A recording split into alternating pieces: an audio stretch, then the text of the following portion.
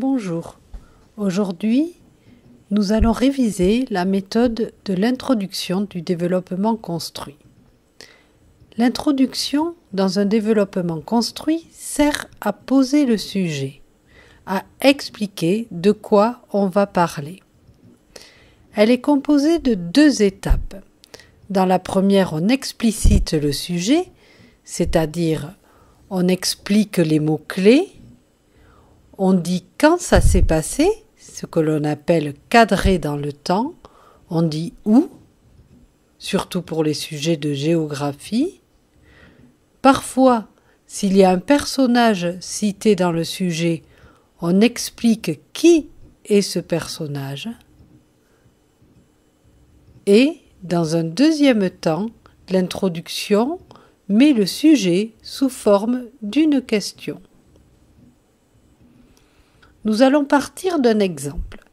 Par exemple, pour le sujet « Montrer que la Première Guerre mondiale a bouleversé la vie des soldats comme celle des civils », la première étape est d'expliquer les mots-clés.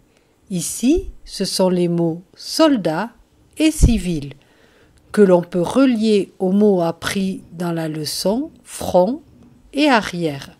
Les soldats sont les personnes qui se battent sur le front, alors que les civils, ce sont tous les autres, c'est-à-dire ceux qui vivent à l'arrière.